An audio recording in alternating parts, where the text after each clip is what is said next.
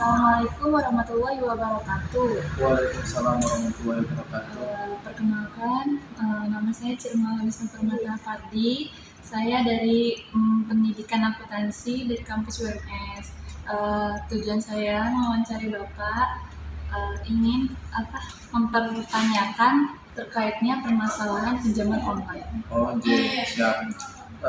Sebelum saya menjawab semua pertanyaan dari Mbak Cirmala, sebelumnya saya memperkenalkan diri. Nama saya Ditya Nurrahman. Saya korban pinjaman online. Saya dari perusahaan juga. Saya kerja di manajer ARD dan legal di Tribuana Minatra Darya. Yang pertama, saya ingin menanyakan kenapa masyarakat tertarik dengan pinjaman online tersebut? Kalau ini bicara saya sendiri ya, secara khusus saya sendiri, kemudian bicara secara luas. Kalau bicara secara khusus saya sendiri, kenapa kok tertarik terhadap pinjaman online? Karena ketika kita membutuhkan uang dengan jumlah yang besar dan waktu yang cepat, apalagi terkait sekarang keadaannya COVID, tentu kita membutuhkan kebutuhannya banyak, tapi gaji yang didapatkan dari perusahaan tidak sama dengan ketika tidak ada COVID seperti itu. Jadi hal itu yang mendorong kita untuk mau nggak mau harus cari pinjaman yang cepat. Nah, kalau kita pinjam teman kan nggak enak tuh. Kalau pinjaman online kan langsung pinjam, jadi nggak ada yang tahu, jadi aman kayak gitu. Yang kedua, permasalahan apa yang terjadi dari kasus pinjaman online ilegal? Kalau yang saya alami beberapa tahun ini, kalau kasus-kasus yang terjadi adalah kalau pinjaman online ilegal itu menggunakan cara-cara yang tidak baik.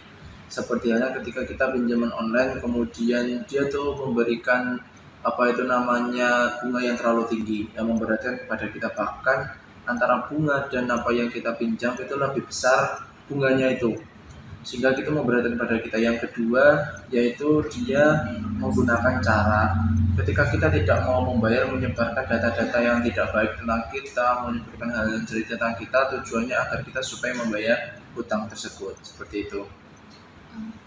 Yang ketiga, bagaimana seharusnya masyarakat mensikapi adanya pinjaman online tersebut? Kalau saran dari saya, karena saya juga tidak hanya sebagai seorang praktisi, tidak hanya juga sebagai korban pinjaman online, tapi saya juga seorang akademisi, terutama akademisi dari hukum, S2 ilmu hukum.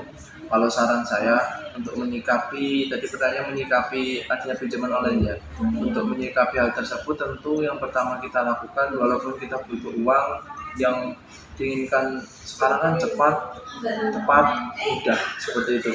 Tapi aspek yang perlu dipertimbangkan yang pertama adalah kita ngecek dulu pinjaman online itu sudah terdaftar di OJK belum.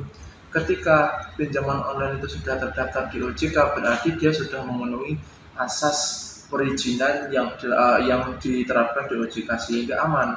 Akan tetapi ketika kita tidak mengecek dulu, itu akan mengakibatkan hal-hal yang berdampak negatif terhadap kita sebagai peminjam pinjaman online, seperti itu. Yang keempat, bagaimana seharusnya peran OJK dan pemerintah terhadap pinjaman online ilegal?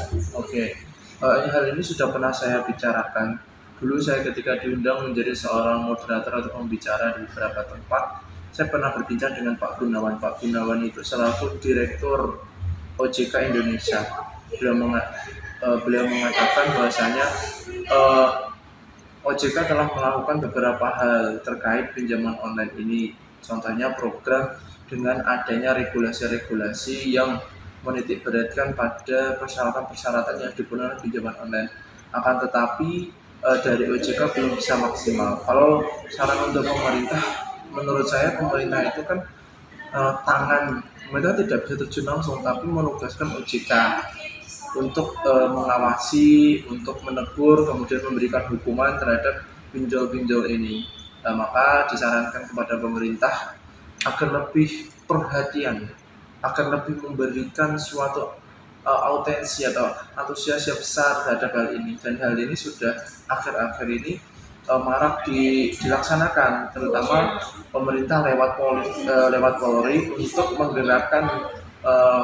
Kemarin ada berita tentang Kapolri yang dia sudah memerintahkan kepada jajarannya untuk memberantas pinjol-pinjol ilegal seperti itu. Oke, baik Pak, terima kasih telah saya wawancarai. Kurang lebihnya terima kasih. Wassalamualaikum warahmatullahi wabarakatuh. Waalaikumsalam warahmatullahi wabarakatuh.